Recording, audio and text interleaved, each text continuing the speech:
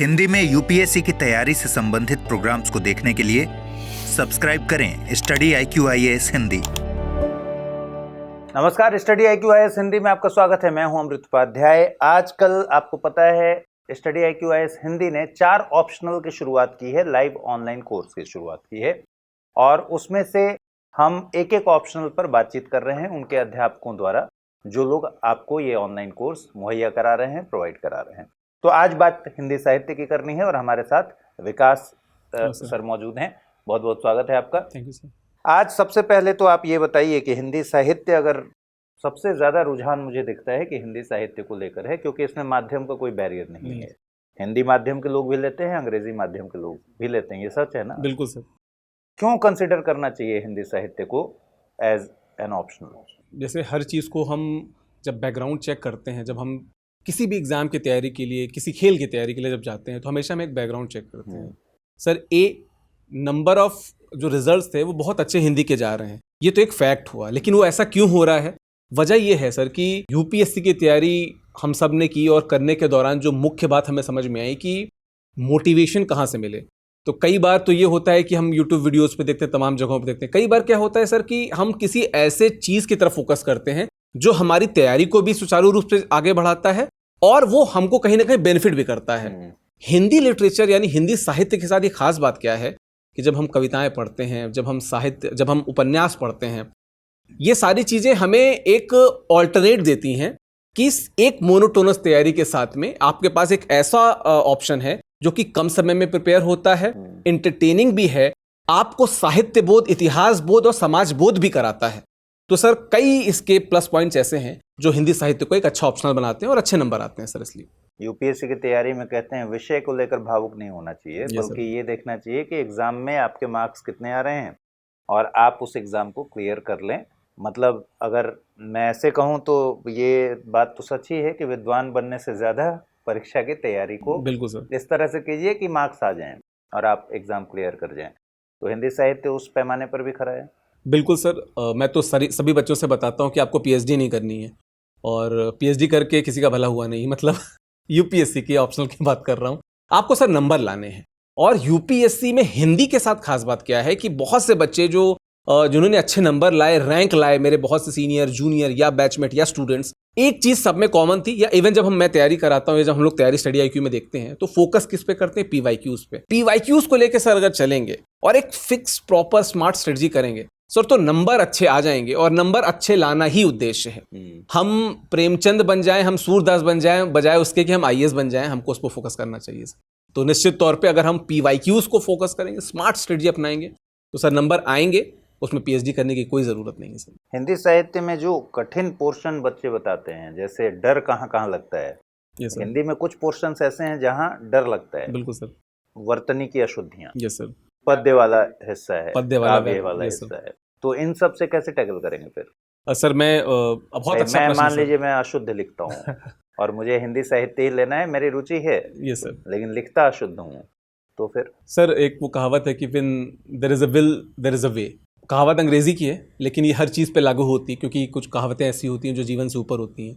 तो सर हिंदी के साथ भी खास बात यह है कि अगर आपकी वर्तनी अशुद्ध है, आपका इंटरेस्ट बहुत ज़्यादा है, तो आप लिखते लिखते उस जगह पे ज़रूर आ जाएंगे। चूँकि सिर्फ हिंदी साहित्य से, अगर हम 27 में से हमारा जो बैच शुरू हो रहा है, अगर हम सिर्फ बैच की बात करें तो सिर्फ उसमें पढ़ाना नहीं है सर, उसमें 1-to-1 प्रॉपर गाइडेंस है। मुझे आप प्रश्न उत्तर, अपने उत्तर लिख के देंगे, हमारी टीम भी है जो उत्तर चेक करती है। 1-to-1 तो मैं भी चेक करता हूँ डेली बेसिस पे, बाकी जब टेस्ट सीरीज होती है तो हमारी टीम भी चेक करती है। वो आपको हर लेवल पे बताती जाती है कि भाई यहाँ पे अनुस्वार की गलती है, यहाँ पे हलंत की है, छोटा ऊ, बड़ा ऊ, छोटी बड़ी, तो हम तो तैयार कर देंगे आपको, अगर आपका रुचि है। मतलब वर्तनी के लेवल पर भी आप कॉपी चेक करेंगे? प्रॉपर सर, मैं हमेशा से कॉपी जब चेक करता हूँ तो मैं अनुस्वार तक बताता हूँ। हाँ, कभी कभी थोड़ा सा ज़्यादा होता हो तो मैं नुक्ते वगैरह पे पहुँच जाता हूँ, पर उतना नहीं, पर जितना हिंदी को चाहिए उतना हम करवा देंगे सर। ये बहुत इंपॉर्टेंट बात है, क्योंकि एक्चुअली जो प्रॉब्लम फेस करने को मिलता है कि लिखने में जो अशुद्धियां हैं वो जल्दी ठीक नहीं होती। Yes sir. कॉपी चेक नहीं हो पाता। अगर कॉपी चेक नहीं करा पाएंगे तो ऑब्वियसली वो कभी सुधार होगा भी नहीं, कोई बताएगा नहीं कि कहाँ गलती हो रही है, कहाँ उच्चारण के जरिए उसको ठीक करने की जरूरत है। तो वो भी नहीं होता है। लेकिन व्याकरण, सर मैं एक वही बात बताने जा रहा था कि जो हमने जहाँ से आपने सेकंड जो प्रश्न पूछा कि हमें पीएच भाषा को लेकर एक बड़ा बैरियर है, ग्रामेटिकली ठीक होना या फिर नहीं होना। Yes. जैसे हिंदी भाषी लोग अंग्रेजी माध्यम में जब कुछ करना चाहते हैं, अंग्रेजी अच्छी बोलना चाहते हैं, तो उनके ऊपर एक चीज हमेशा हावी है कि ग्रामेटिकली गलत बोल देंगे, तो इस बात से शर्माते हैं। यही बात तो हिंदी पर भी लागू होती है। जिन लोगों की हिंदी थोड़ी कमजोर है, तो ग्रामर वाले पोर्शन के लिए क्या करेंगे? सर इसके लिए मैं एक बात बताना चाहूँगा कि जैसा हमने आपने सेकंड प्रश्न पूछा था कि हमें पीएचडी नहीं करनी है, हमें उतना व्याकरण जानना है जितना में हम अपने को एक्सप्रेस कर पाएँ। सर हम सूर को पढ़ते हैं, तुलसी को पढ़ते हैं, जायसी को पढ़ते हैं, बिहारी को पढ़ते हैं। इन सब की जो ग्रामेटिकल एरर्स हैं उनकी बात की शुक्ल जी ने, आचार्य शुक्ल ने, आचार्य रामचंद्र शुक्ल ने, लेकिन हम उनको नहीं पढ़ते हैं। तो हम हिंदी साहित्य को पढ़ते हैं, उसके इतिहास को पढ़ते हैं, उसके ग्रामर को बस इतना आए कि हम पढ़ लें और लिख लें। ग्रामर की जो जिसे कहते हैं टॉप क्लास का जो ग्रामर होता है, जो उच्च क्वालिटी का जो अपना व्याकरण होता है, वहां तक कोई ज़रूरत नहीं है, उतना सिलेबस में भी नहीं है। सिलेबस में बहुत एक बेस लेवल का ग्रामर है। चूंकि ये हिंदी साहित्य, भाषा, साहित्य, पद्य और गद्य को पढ़ने को केंद्रित करता है। ग्रामर आपकी बहुत जैसे बहुत साधारण तो नहीं, लेकिन इस स्तर की हो कि आप गलतियां ना करें। बस मैंने वही बताया कि सर हम उन कवियों को पढ़ते हैं जिनकी खुद की ग्रामर बहुत अच्छी नहीं थी, लेकिन हम उनको ही पढ़ते हैं। उनको आप अगर ध्येय मान के अगर पढ़ेंगे, उनको अच्छे से फॉलो करेंगे, दैट्स इट, उससे ज़्यादा नहीं चाहिए रहता है सर। क्योंकि मैं एक और बताता हूँ सर, मेरे रूममेट थे और वो IRS ऑफिसर हैं, अश्विनी नाम था उनका, और ख़ास बात क्या थी उनकी कि हिंदी साहित्य उन्होंने लिया था और उन्होंने कभी हिंदी नहीं पढ़ी थी, पर अच्छी बात क्या थी कि खुद को हिंदी में एक्सप्रेस कर ले जाते थे अच्छे से। उन्होंने अच्छे नंबर पाए, सेलेक्ट हुए। नहीं, ये भी एक सवाल है कि हिंदी साहित्य बहुत सारे ऐसे लोग लेते हैं जिन्होंने कभी हिंदी नहीं पढ़ा सर। स्कूल में ही जो पढ़ाई हुई है हिंदी की उतनी ही हुई है, लेकिन फिर भी वो हिंदी साहित्य ले लेते हैं। कई लोग अपने दोस्तों से पूछ कर ले लेते हैं, कई लोग रिजल्ट देख के ले लेते हैं। yes, लेकिन भारी मात्रा में लोग हिंदी साहित्य लेते हैं और अंग्रेजी माध्यम वाले भी लेते हैं, इसमें कोई दो राय नहीं yes, है। तो हिंदी साहित्य को लेकर इतना ज्यादा रुझान है क्यों? किस वजह से यूपीएससी के भीतर इतना ज्यादा पसंद किया जाने वाला सब्जेक्ट है? कुछ कारण तो हमने शुरुआत में बात की कि नंबर अच्छे आते हैं। नंबर अच्छे क्यों आते हैं? क्योंकि एक वो ऑल्टरनेट देता है। सिलेबस इसका सर बहुत छोटा है, मतलब अगर आप थोड़ा भी स्मार्ट तरीके से अपनाएंगे तो सिलेबस इसका हार्डली 3 से 3.5 महीने का सिलेबस है। जैसे हम लोग लगभग 380 घंटे को कैलकुलेट करते हैं, 380 घंटे की ही कक्षाएं रहती हैं, उसमें आपका सिलेबस हो जाता है, बाकी पेपर्स के डिस्कशन रहते हैं। तो सर सिलेबस छोटा है, और सिलेबस का जो एक बड़ा भाग है जो कि हमारे मतलब जब हम उसको सिलेबस को डिजाइन करते हैं तो भी सबसे ज्यादा समय लेता है, वो है प्रश्न पत्र 1 का खंड ख, जो इतिहास से जुड़ता है। तो जब आपको इतिहास की जानकारी होती है तो आपका 1/4 सिलेबस वहीं खत्म हो जाता है, और वो जो 1/4 सिलेबस है वो जो प्रश्न पत्र 2 के दोनों खंड हैं उनको कवर करता है। तो एक खंड आपने अच्छे से तैयार कर लिया तो आपके 3 खंड तैयार हो गए, और जो पहला खंड है सर वो बिल्कुल मैथमेटिक्स की तरह है। जो प्रश्न पत्र 1 का खंड क है, जहां पे हम भाषा का और देवनागरी लिपि का इतिहास पढ़ते हैं, सर वो बिल्कुल मैथमेटिक्स है। उससे अगर आपने, जैसे हमने कई बार हम लोग डिस्कशन किया कि 8 प्रश्न आते हैं, 5 करने रहते हैं, और दोनों मतलब खंडों से एक एक प्रश्न, मतलब प्रश्न संख्या 1 और प्रश्न संख्या 5 अनिवार्य होते हैं।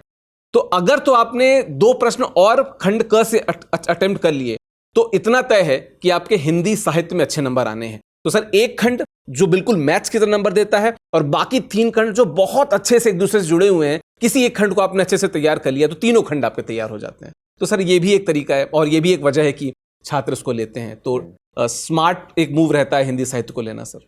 ऑप्शनल में एक हमेशा नंबर चलता है। मैंने अभी एक इंटरव्यू किया अमरेंद्र सर से PSIR को लेकर। जी सर। और आजकल मैंने उनसे कहा कि नंबर्स का दौर है, चुनाव चल रहा है, 400, 300, 350 ये नंबर्स होते ही हैं। हिंदी साहित्य में 300 प्लस का टारगेट अगर करके चल रहे हैं, जी सर, तो कितनी संभावना है कि इस टारगेट को अचीव कर लेंगे? सर पूरी संभावनाएं हैं। आज तो मैंने इस पर एक सेशन भी लिया हुआ था कि सिर्फ जो मेन सिलेबस है अगर हम उससे टिक के रहें और वो 4 महीने ईमानदारी से पढ़ लें या 3.5 महीने ईमानदारी से पढ़ लें, बहुत अच्छे चांसेस हैं कि आपके 300 प्लस नंबर आ जाएंगे। एक लड़का ऐसा, जैसे मैं अपनी कहानी बताता हूँ, मैंने साइंस से मास्टर्स किया, साइंस से PhD कर रहा था, एकदम से सिविल सर्विस की तरफ रुझान हुआ, एक ऑप्शनल लिया, वो उस पर बहुत मेहनत की, अच्छे टेस्ट सीरीज में नंबर आते थे पर नंबर फाइनल मार्क्स में नहीं आते थे। हिंदी साहित्य को रैंडम लिया मैंने सर, और 1 सवा महीने की तैयारी में मेरे फर्स्ट अटेम्प्ट में 253 मार्क्स आए थे, और फिर वो 300 भी मैंने क्रॉस किए।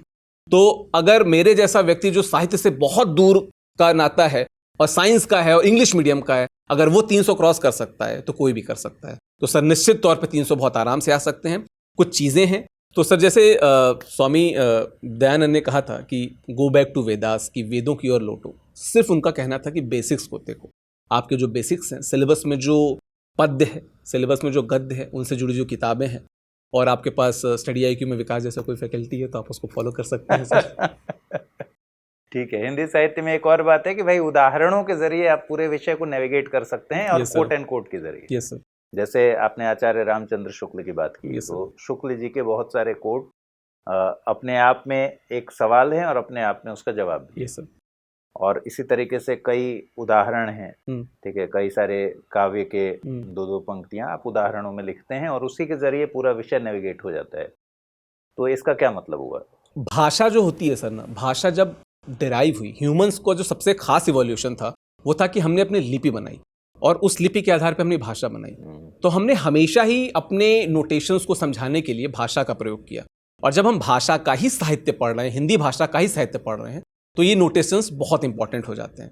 और जैसा आपने शुक्ल जी का उदाहरण लिया, ऐसे बहुत से उदाहरण है। अभी आज मैं बिहारी पढ़ा रहा था और बिहारी की बात कर रहा था, तो बिहारी ही जाने ही इसलिए जाते थे कि वो दरबार में रहते हुए, जहां पे उनको डेली नया मुक्तक लिखना होता था, उसमें भी वो अलंकार इतने अच्छे प्रयोग कर लेते थे कि हम जितने भी अलंकार पढ़ते हैं मोस्टली वो बिहारी के लिखे हुए हैं। जैसे जितने भी अनुयोक्ति अलंकार हो गया, अतिशयोक्ति, सर हम लोग कनक कनकते सौगुनी मादकता अधिकाय पढ़ते हैं, बिहारी का लिखा हुआ है। तो साहित्य का जब प्रयोग ही हुआ कि अपनी भाषाओं को, अपने मोटिव्स को समझाने के लिए, तो उसका जब इतिहास पढ़ेंगे या उसका जब गद्य पद्य पढ़ेंगे तो निश्चित तौर पे बहुत से प्रयोग आएंगे ही, और होते हैं सर, बहुत सारे प्रयोग होते हैं। मैंने आपको बिहारी का उदाहरण दिया, ऐसे बहुत से उदाहरण हैं। हम सूर का उदाहरण ले लें, हम तुलसी का उदाहरण ले लें। सर तुलसी जब लिखते हैं कि कर्म प्रधान विश्व रचि राखा, जो जस करहूं तो तस फल चाखा, ये खुद में इस बात को बताता है कि जो कर्म है उनका महत्व कितना है। गीता में जो हमने कर्म की बात करी वो अलग, यहां पे उन्होंने अपने खुद तरीके से बताया। तो हर कवि ने, हर साहित्यकार ने अपने तरीके लिए, गोदान में जब प्रेमचंद लिखते हैं होरी की कहानी, तो उस समय वो उसका भोगा हुआ यथार्थ बताने की कोशिश करते हैं। जब महाभोज में मन्नू भंडारी राजनीतिक स्पष्टता और राजनीतिक जवाबदेहिता पे प्रश्न करती हैं, तो वो उस समय के समाज को बताने की कोशिश करती हैं। तो हर साहित्यकार अपने सर गद्य से या पद्य से समाज के किसी अभिव्यंजना को आपके सामने लाने की कोशिश करता है। उसके लिए तमाम माध्यम होते हैं, कोई गद्य चुनता है, कोई पद्य चुनता है सर, कोई दोहा चुनता है, कोई सवैया चुनता है, कोई पद चुनता है सर। चलिए, तो ये सारी बातें थीं जो हिंदी साहित्य को लेकर आपके जो भी मन में कंफ्यूजन्स होंगे उनके जवाब थे। अगर इसके बाद भी कोई कंफ्यूजन रह जाता है तो आप डिस्क्रिप्शन बॉक्स में जाकर और एक कमेंट डाल दीजिएगा, आप उसका जवाब दे दीजिएगा। जरूर सर। साथ ही वो लिंक भी प्रोवाइड करा दीजिएगा। मैंने अमरिंदर सर को भी यही कहा जी सर कि वीडियो के डिस्क्रिप्शन में वो लिंक प्रोवाइड कर दीजिए, और जरा सा बैच के बारे में भी बता दीजिए कि अगर किसी को एडमिशन लेना हो आपके हिंदी साहित्य वाले बैच में, वो कब कैसे कर सकते हैं, क्या प्रक्रिया होगी? सर 27 मई 2024 से ये बैच शुरू हो रहा है, और जिन भी छात्रों को एडमिशन लेना है वे studiiq.com पे जाके ऑप्शनल पे जाके, वहाँ पे ऑप्शनल का सेक्शन है, वहाँ पे बहुत सारे ऑप्शनल्स हैं। हिंदी में हमारे जो 4 शुरू हो रहे हैं तो उसमें आपको मिल जाएंगे वहाँ पे, और वहाँ पे आप एडमिशन ले सकते हैं। 27 मई से कक्षाएं शुरू हैं सर, जहाँ पे हम लोग जो पद्य है वहाँ से शुरू करेंगे। दोपहर 1 बजे से 4 बजे तक है सर। दोपहर 1 बजे का समय इसलिए रखा गया है ताकि आपके P2I वाले जो क्लासेस हैं, जो 7 मई से P2I की भी बैच शुरू हुआ है, तो वो क्लासेस ना डिस्टर्ब हों। तो 1 से 4 वाला आपका बिल्कुल सर टाइम होगा। और क्लास में क्या मेथड्स अपनाएंगे आप? सर क्लास में मेथड्स ये हैं कि हम लोग जैसे स्टडी IQ में जो फॉलो करते हैं कि जो क्लास में पावर पॉइंट प्रेजेंटेशन अमूमन वो नोट्स ही होती है, जो हमारी नोट्स होती है जिनको हम बच्चों को समझाते हैं, वो नोट्स PPT साथ में जो उसकी रहेगी वो बच्चों को उस क्लास के तुरंत बाद ही मिल जाएगी। साथ ही हर दिन जैसे जो सेक्शन अगर खत्म हो रहा है उससे जुड़े प्रश्न दिए जाते हैं, उन प्रश्नों को मैं खुद चेक करता हूं, वो रहेगा सर। साथ में अलग से क्रक्स, चूंकि एक बच्चे को कंप्लीट फॉर्म में क्रक्स चाहिए रहता है, चूंकि हम जब डेली बेस पे जो पार्ट पढ़ाते हैं सर उसमें थोड़ा डिटेल में जाते हैं। क्रक्स होता है सबकी एकदम उपयुक्त समरी होती है, तो क्रक्स देते हैं। और उसके अलावा सर हर सेक्शन का एक प्रॉपर टेस्ट सीरीज होगा, जिसके लिए बाकायदा हमारी बैकएंड टीम है जो टेस्ट बनाती है, उसको बाकायदा मैं चेक करता हूँ, फिर उसके आंसर आप सबमिट करेंगे, उनको फिर हम चेक करेंगे, उनके मॉडल आंसर भी दिए जाते हैं सर। और उसके अलावा PYQs यानी प्रीवियस ईयर क्वेश्चन जो होते हैं उनके आधार पे कैसे स्मार्ट तरीका अपनाया जाए और उनके आधार पे क्या गाइडेंस होना चाहिए, तो उन सब की बात की जाती है सर। तो ये मेरा मेथड ये रहता है कि हर सेक्शन खत्म हुआ, उसके प्रश्न दिए, उसके PYQs डिस्कस किए, उनके PYQs का आंसर आपसे लिया, उनके PYQs का आंसर बताया भी आपको सर, और साथ में जो क्लास में जो मैंने पढ़ाया उसका जो नोट्स है वो, और साथ में जो उसका क्रक्स अलग से दिया जाता है वो देते हैं सर। चलिए, तो पूरी बात आप समझ गए होंगे, और इसके बाद भी कोई प्रश्न रहता है तो आप कमेंट में लिखिए और जवाब विकास सर खुद देंगे इस पर। बहुत शुक्रिया आप सबका इसको देखने के लिए, आपका भी बहुत शुक्रिया इतना समय देने के लिए। नमस्कार। हिंदी में यूपीएससी की तैयारी से संबंधित प्रोग्राम्स को देखने के लिए सब्सक्राइब करें स्टडी IQ IAS हिंदी।